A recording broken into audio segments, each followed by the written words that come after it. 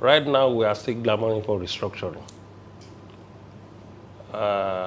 We are still calling for Nigeria to be restructured based on the Constitution of 1963, Republic Constitution.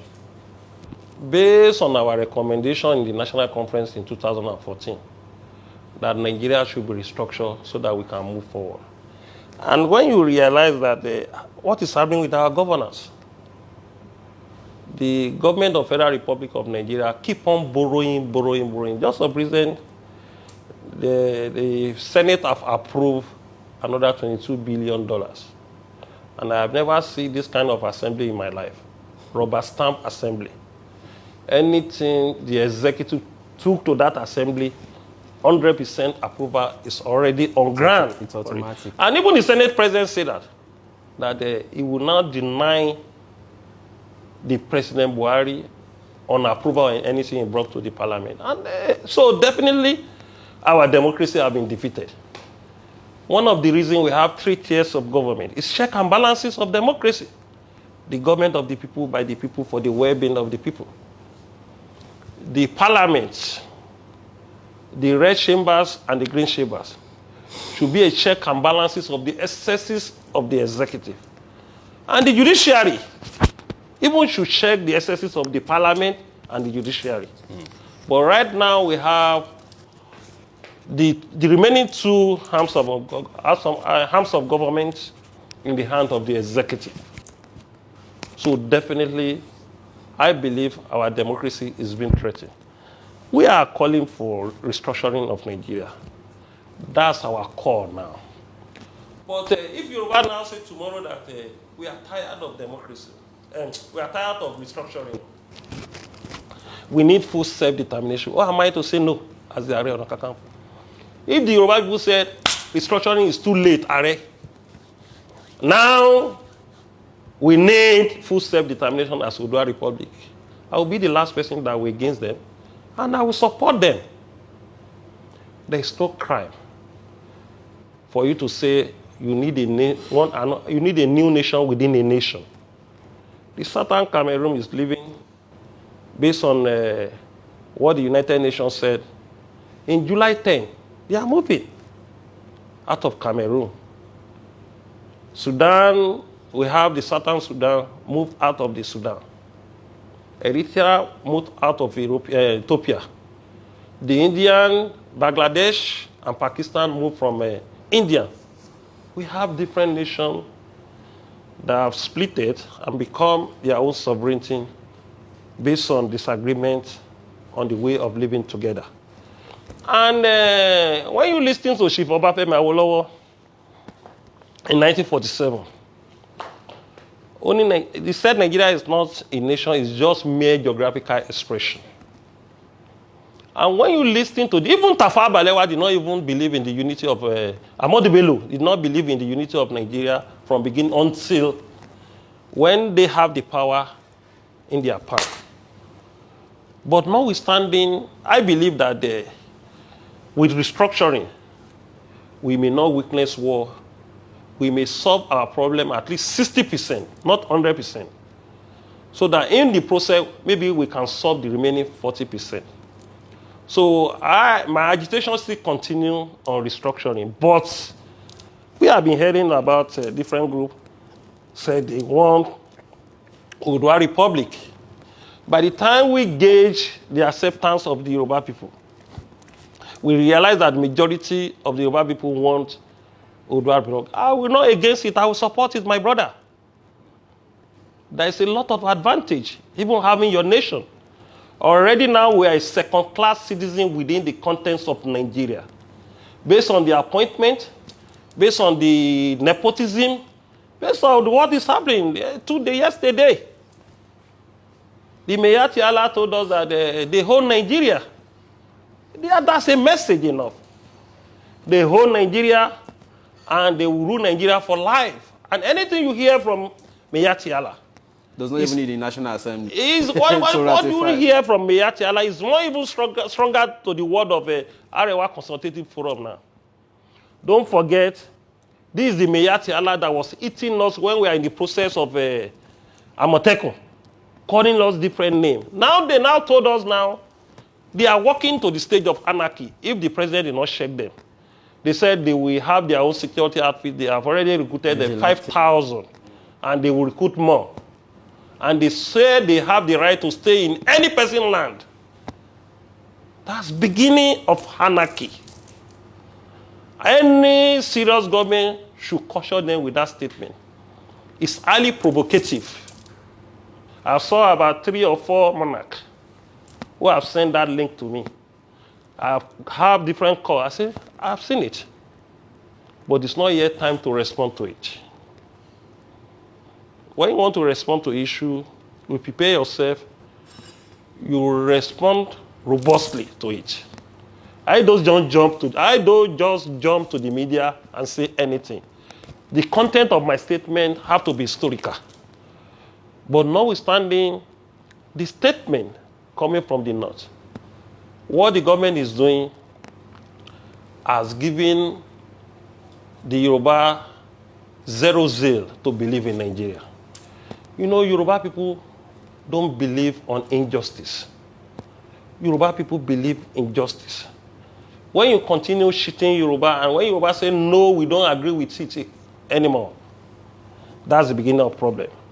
So I'm telling you, in the response of your question, if my people say now, today, they want self-determination or Oodua Republic, I'm ready. But now my agitation I still operate on the agitation of restructuring. We have a group, Yoruba World Congress, have already rolled out the agitation of Oodua Republic. And our people in diaspora are more interested about it. So if we realize that the pressure is becoming too much, we have to upgrade our agitation from restructuring to Oodua Republic. There's no sin in that. There is right to self-determination that even enshrine in the Constitution of the United Nations, that enshrine in the Constitution of the AU. There is a country in the United Nations they call Nauru. Nauru is not up to 20,000, talking of population. South Tome Principe is not even up to 700,000. Gambia is not up to 3 million. And we have more than 10, 15 African nations that is not up to 10 million in population. And the population of Yoruba people in Nigeria is about 60 million, even more than. Because I was in Abuja when they hold the census, maybe 2006. 2006 census, about 35% of Yoruba people was not counted. Yes, they refuse to be counted. They don't see any serious thing about it. 35% of Yoruba people was not being counted. A good example, my own country, Omarigidi, most of them go to farm. So, the Yoruba people in Nigeria is 60 million. We are talking of the Yoruba people in Brazil who identify with the tradition and culture of the Yoruba people, who are Brazilian. The population of the blacks in Brazil is about 55% now. And the entire population of the Brazil is about 200 million. So when you are talking of 55, that's about 110 million. And when you remove the Angola and some fellow Africa from the people who believe in our own tradition, who believe in the roots, their root is from the Yoruba land, they are about 80 million from Brazil. Talking of the different country in Caribbean country, the Haiti people. The Haiti people worship Shango. About 90% of them worship Shango. Venezuela, Ecuador, Cuba, Dominican Republic, Jamaica. So by the time you take the numbers from there, we can easily, from South America and North America, you will see nothing less than 130 to 140 million people. Not talking of the Benin Republic is almost 10 million people now. And Yoruba are 60% of the Benin. We have 6 million there. Not talking of Togo. Most of the Yoruba people, apart from the people that migrated to Togo, they are Shaki people. you will see nothing less than 3 to 4 million Yoruba there. In Côte d'Ivoire now, the population of the Ejigbo people in Nisha, Iwo, in Côte d'Ivoire will be almost 6 million people. Not talking of our sons and daughters that travel out of the country in 80s and 90s, who are in United States of America, and the black people in America who trace their roots to Yoruba land. Do you know the population of United States of America? 328 million people. And the black there is about 40 to 50 million people.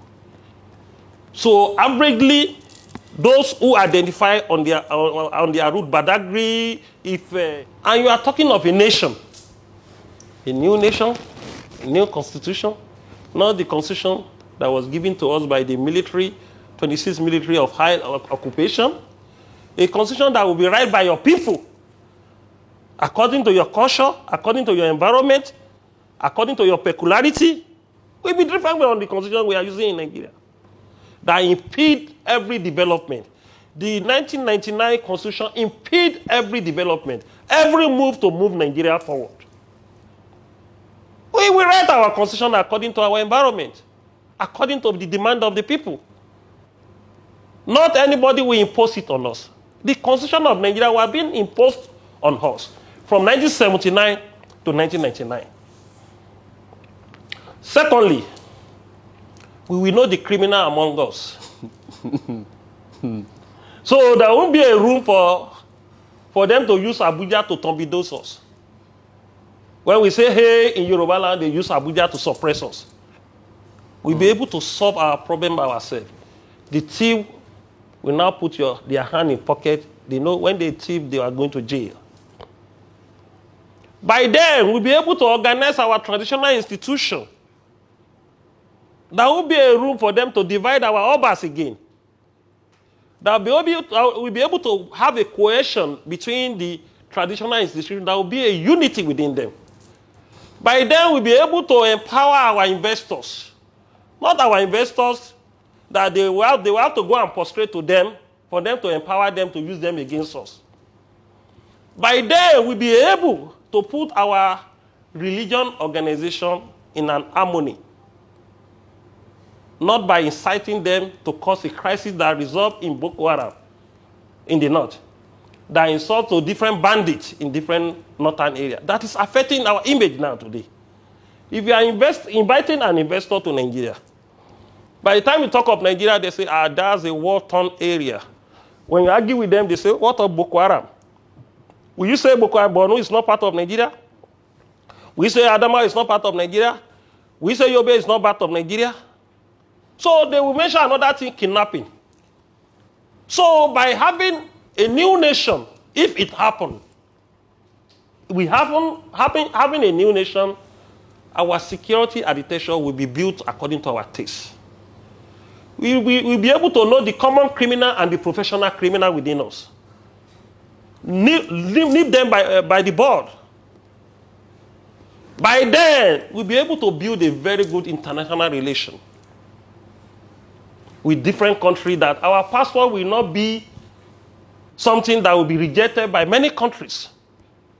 Because when you hold a green and white passport now, when you get to a point of entry, you will see Tanzania citizens, they will allow them to go. They will stamp them.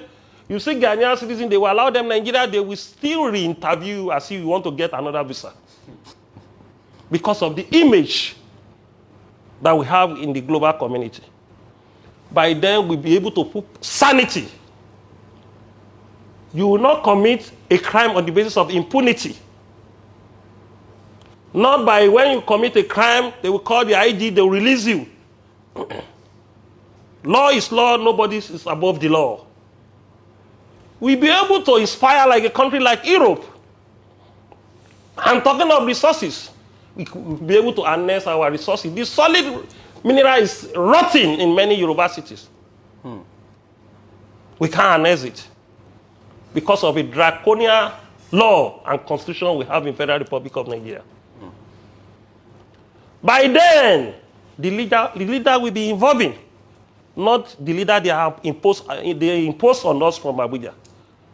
When a president wants to approve a minister, you don't know them.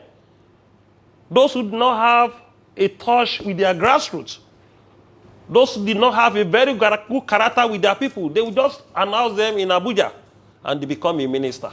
So when they are coming, they won't go to the grassroots, they will just go to their quarters in Ikoyi or Victoria Land. People can have an access to them. By then, we will have a very good electoral system.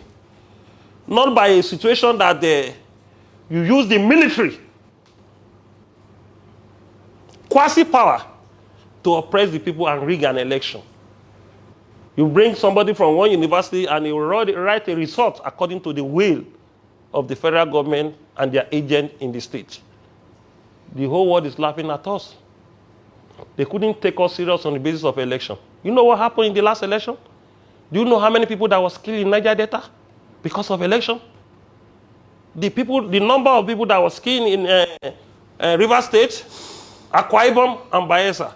If you quantify it in the two elections, in the presidential election and governorship election, will be nothing less than 250 to 300. For what? For God's sake. For what? For God's sake. Not talking of collateral damages in many states. We are so lucky in Yoruba land, the only serious crisis we have is your state in Ibadan. But talking of the Niger Delta and part of the southeast and north, a lot of things happen, the media suppress it. A good person who have conscience, a good person who did not believe as a shameless person, who did not want the character as a shameless person, will not be proud of that kind of nation. But we don't have choice now. That's why we're agitating for restructuring. But if there are people who want a better new nation, I don't have option, my brother. I will not be the person that will lead the crusade and say, Ganilo Daleo. You have to feel the pulse of the people. Exactly. They won't say Ganilo Daleo because they are ready to sell you out in Abuja. They are ready to go and meet the Mr. President. He's the one that caused it. I know them. They will use you to negotiate. I know how they operate. And you won't know that they are the one doing that. By the time they see you, Aare, and they have already shot you in the villa. That takes me somewhere. There was something you mentioned the other time talking about. In the past, whenever there is something like this, when one person is leading a chorus or an agitation that everybody believes in, there will be sudden mobilization of people. Everybody will be responsive towards it, and everybody will come out. I remember the June 12th agitation. I remember all those times during the OPC era at the formation. But now, recently, it started happening that anytime they are trying somebody, even though people believe, maybe because of social media, a lot of people will just sit back. And some people will just fold their hands, others will support, but the mobilization is not as it used to be, or the turnout of people. And I take example of the case of Show in Abuja. Yeah. I saw that the people that came out for him, there are very few. And I was wondering, there used to be a time OPC and the rest of the people would have come out to say, no, this is about justice. This cannot stand.